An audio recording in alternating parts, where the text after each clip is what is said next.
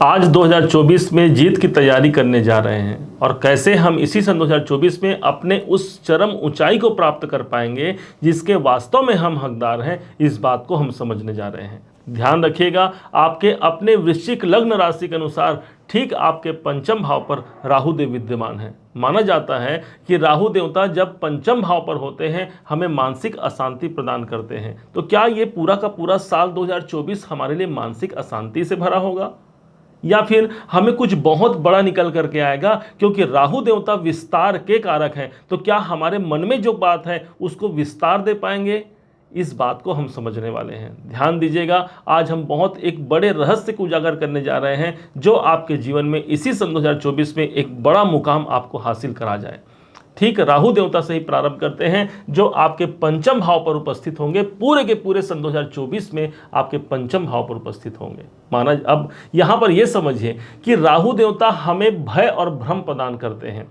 एक तो आपको ये लगेगा कि इस समय पर मेरे मन में कोई भ्रम है, कोई भ्रम बना हुआ है मन में, जिसके कारण से वो भ्रम की स्थिति, वो भय की स्थिति मुझसे दूर नहीं जा पा रही है। मैं तो अपना सारा प्रयास लगा रहा हूं, लेकिन वो भ्रमित जो करने की स्थिति है वो राहु ऑलरेडी मेरे पंचम भाव पर उपस्थित होकर मुझे प्रदान कर रहे हैं। ये एक धारणा आ सकती है।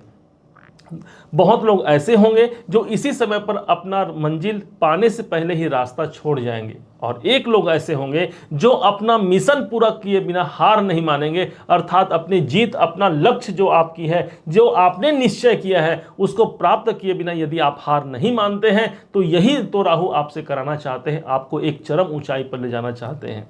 ध्यान दीजिएगा, राहु वो ग्रह बनते हैं जिसके पास विस्तार है, बहुत बड़ा विस्तार है। यदि गुरु की बात करें तो गुरु देवता हमारा बड़ा बनाते हैं, लेकिन राहु देवता हमारे जीवन में हमें विस्तार देते हैं। बहुत बड़ी अगर बढ़ोतरी की संभावना यदि कोई ग्रह अपने पास रखता है तो ये एकमात्र राहु देवता है जो आपके पंचम भाव पर आए हैं। इसलिए इस समय पर आप डरिएगा मत। कई प्रकार से आपको भ्रमित किया जाएगा, कई प्रकार से ऐसे आरोप भी लग सकते हैं जिसके कारण हमें कुछ ऐसी संभावनाओं को देखने को मिलेगा जहां हम मानसिक रूप से अस्वस्थ हो गए हैं। परंतु यही राहु जो डरा नहीं, जो रुका नहीं, उसे ही सफलता दिला पाने का एक सामर्थ्य हमारे राहु देवता के पास है जो आपके पंचम भाव पर उपस्थित है।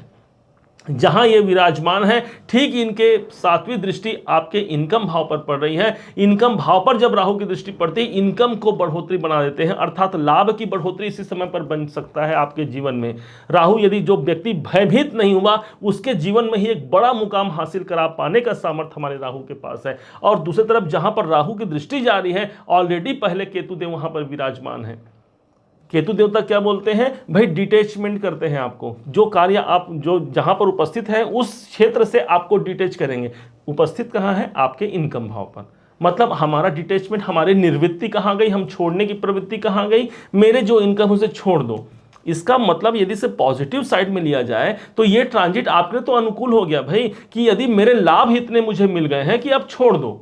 तो इस स्थिति को आप समझिए, यदि केतु देवता आपके 11वें घर पर है, कोई बड़े लाभ की संभावना आपको बन सकती है जिसके बाद आपको निर्वृत्ति आ सकती है, ये आपको समझना है। यही वो भाव है जो मेरी इच्छाओं की पूर्ति का है। तो क्या बोलना है, केतु देवता डिटैच करेंगे, मतलब आपको अपनी इच्छाओं को छोड़ देना है। इसका मतलब ये हो गया कि मेरे, मान लीजिए मुझे कुछ भोजन की आवश्यकता है और मुझे अगर भूख लग रही है, मुझे भोजन की आवश्यकता है, मुझे भोजन मिल जाएगा तो मेरा अपने आप डिटैच हो गया। इसी प्रकार से आपकी कोई इच्छाओं की पूर्ति यदि अधूरी रह गई है, यही 2024 उन इच्छाओं की पूर्ति करेगा, पश्चात आपको डिटैचमेंट करेगा।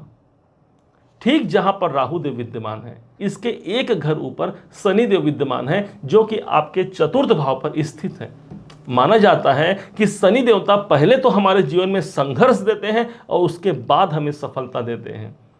शनि देवता भी हमें डराने का कार्य करते हैं, क्योंकि ये किससे डराएंगे? हमारे कर्मों से डराएंगे, हमारे कैरियर को लेकर के हमें भयभीत कर सकते हैं। बैठे कहाँ हैं? आपके चतुर्थ भाव में है। आपके फैमिली, आपके परिवार, आपके सुख संपदा, जो आपकी प्रॉपर्टी, इसको लेकर के मन में भयभीत रहेगा कि पता नहीं क्या होगा, कैसे होगा। एक इनसिक्योरिटी की भावना मन में आ सकती है कि पता नहीं मेरे प्रॉपर्टी का क्या होगा, मेरे परिवार का क्या होगा, मेरे जीवन में मैं कैसे कर सकता हूं, क्योंकि शनि की दृष्टि दसम भाव पे आ रही है। अपने कैरियर को लेकर के चिंता दे सकते हैं, क्योंकि कैरियर कर्म के कारक हमारे शनि देवता हैं।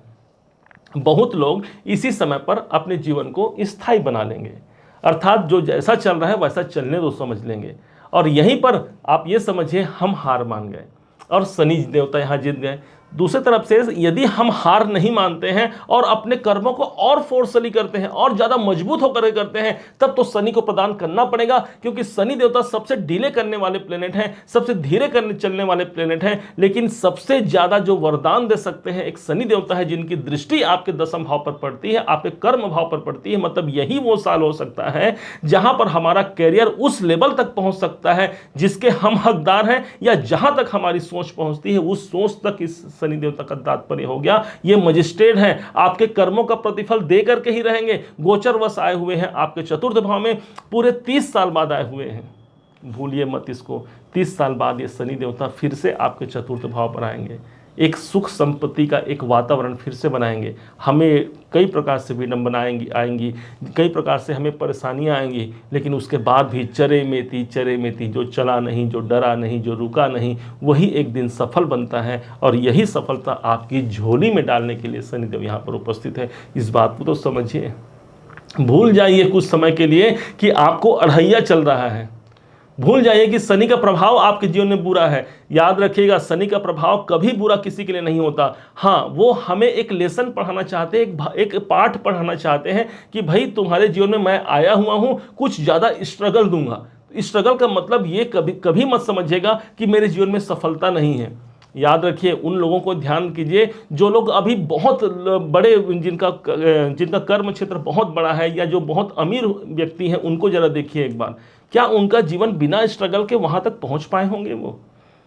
ठीक इसी प्रकार से शनि देवता आपके चतुर्थ में आए हैं, आपको कंफर्ट जोन में नहीं रहना है। शनि देवता जो चतुर्थ भाव है वो कंफर्ट का स्थान है, शांति का स्थान है। हम इस समय पर हम कंफर्ट में नहीं रहना चाहते, हमें तो उठना है, चरे मेती कर्म करना है, क्योंकि कर्म के स्वामी आए हैं। इसलिए अपने फोकस, अपने दायित्व को समझिए, मुझे क्या करना है, और उस पर लग जाइए। सफलता 100% आपके खाते पर जरूर जाएगी, इस बात की गारंटी है।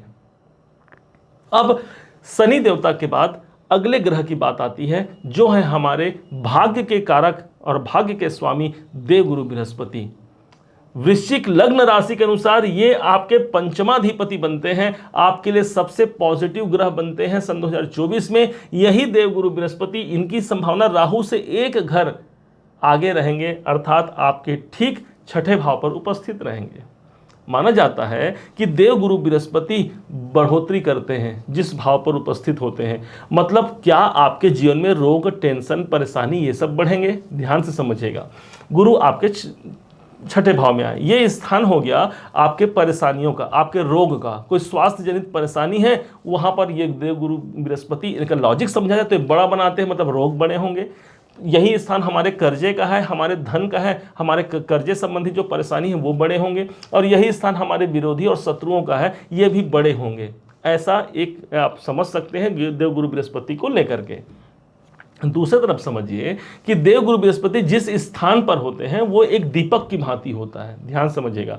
तो एक दीपक, मान लीजिए एक अंधेरा कक्ष है, एक रूम है अंधेरा, और जहां पर हमने एक दीपक जला दिया तो होगा क्या? सारा का सारा रूम प्रकाशित हो जाएगा, लेकिन दीपक तले अंधेरा हो जाएगा। मतलब जहां पर देवगुरु विराजमान है उसके नीचे पर आपको अंधेरा दिखाई पड़ेगा। इसका साफ साफ मतलब ये हो गया, आपके रोग, आपके परेशानी, आपके तनाव नहीं रह पाएंगे, ये सब दूर हो जाएंगे। क्यों? दीपक तले अंधेरा हो गया ना भाई। अंधेरा कहाँ हो गया? मेरे रोग में, मेरा रोग जो है वो अंधेरा हो गया। इसका मतलब वो नहीं रहे। मेरा जो परेशानी, जो कर्जे हैं वो अंधेरे में चले गए। मतलब वहां से कहीं ना कहीं कोई ना कोई सोल्यूशन निकाल करके गुरुदेव आपको देंगे। शत्रु की हालत भी आप यही समझ सकते हैं। अब जहां पर देवगुरु बृहस्पति विराजमान है वहां पर कंफर्टेबल हमें फील कराते हैं, ऐसा माना जाता है। देवगुरु बृहस्पति सभी 9 ग्रहों में सबसे ज्यादा सौम्य ग्रह माने गए। अब कंफर्ट हम कहाँ हो गए? हमारे छठे भाव में। तो जरा विचार कीजिए, यदि हमारे रोग नहीं है तो हम कंफर्ट हो गए, यदि हमारे कर्जे नहीं हैं या कोई आर्थिक परेशानी नहीं है तो हम कंफर्ट हो गए। इसका मतलब ये हुआ कि देवगुरु बृहस्पति का यहाँ आना भी आपके लिए अच्छा हो गया, लेकिन हमें कंफर्ट नहीं होना है। ये समझिएगा। देवगुरु बृहस्पति आपको बोलेंगे कि चलो ठीक है भाई, आपके छठे भाव पे आया हूं, आपके रोग ऋण शत्रुओं को समाप्त कर दूंगा, लेकिन मैं जहां कंफर्ट जोन में चला गया वहीं पर से मेरी अवनति प्रारंभ हो जाएगी। मुझे तो आगे बढ़ना है, क्योंकि शनि की दृष्टि, कर्म कारक ग्रह की दृष्टि आपके ठीक दशम में बैठ रहा है, मतलब कि कर्म का साथ, कर्म का एक कार्य आपको करना है। देवगुरु बृहस्पति भाग्य से आपका साथ दे रहे हैं, और ठीक जैसे ही 1 मई सन 2024 का दिन आएगा, यही देवगुरु बृहस्पति आपके छठे भाव को छोड़ करके आपके सप्तम भाव पर प्रविष्ट हो जाएंगे।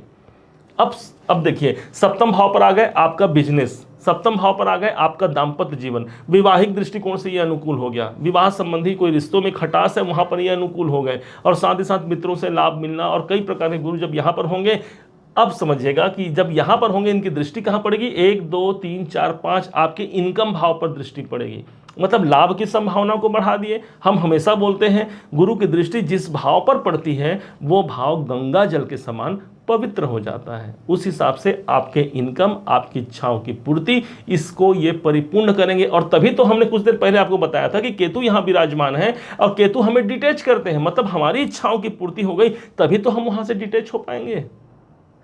समझिए जरा, गुरु देवता की एक दृष्टि पड़ेगी 7वीं 8वीं 9वीं आपके पराक्रम, आपके साहस के घर पर, मतलब मैं अपनी भाग्योन्नति के लिए ज्यादा प्रयत्नशील रहूंगा, और मैं अपने हाथ से, अपने मेहनत के द्वारा अपने भाग्य का निर्माण स्वयं करूंगा। इस बात की सार्थकता यहां पर देवगुरु प्रदान करेंगे जब ये आपके सप्तम भाव पर होंगे। इनकी नवम दृष्टि आपके तीसरे घर पर होगी।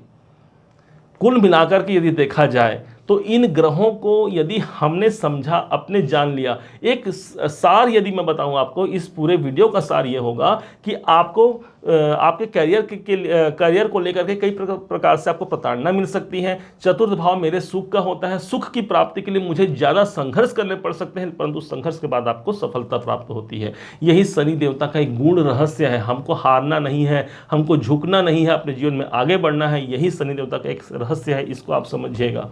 कोई भी चुनौती आए, राहु देवता पंचम में बैठे हैं, आपको मानसिक अशांति से ग्रस्त करेंगे। जो मन के हारे हार है और मन के जीते जीत, इस बात को मत भूलिएगा। इसलिए आपको मन से हार नहीं मानना है। चरे मेती आपको यही सफलता और विजय दिला जाएंगे। विस्तार के कारक हैं। एक आकाश मंडल में जितना विस्तार होता है, इतना सब कुछ दे पाने का राहु के पास सामर्थ्य है। इसी कारण से आप देखेंगे आपके मन मस्तिष्क में इस समय पर बढ़ोतरी की कामना सबसे ज्यादा रहेगी पूरे 2024 में।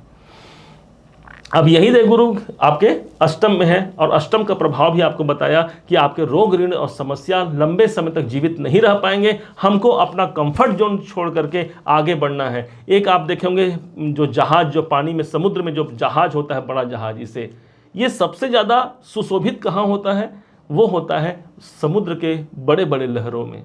और यदि उसे बंदरगाह में छोड़ दिया जाए, एक किनारे पर रख दिया जाए, तो उसकी शोभा वहां नहीं बनती। उसका शोभा तो बनेगा भाई समुद्र की लहरों के बीच। जब वो अपने आप को कायम रख पाता है तो उसको शोभा प्राप्त होती है। ठीक इसी प्रकार से हम अपने जीवन में यदि अपने संघर्षों के बावजूद भी हम अपने जीवन को अड़ा पाए हैं, यदि डिगा पाए हैं, इसका मतलब हमें सफलता वहीं पर मिलनी है। और अपने कितने भी चैलेंज सिचुएशन आ जाए, हमें आगे बढ़ करके अपने उस लक्ष्य को प्राप्त करना है। ये मिशन 2024 आपके मन में है। लिख डालिए वो बात जो आप चाहते हैं, लिख डालिए वो कार्य जो आपने अपने जीवन में चाहा है। इसी समय पर, इसी साल 2024 में वो सब कुछ आपको प्राप्त हो सकता है। इस बात को कभी मत भूलिएगा।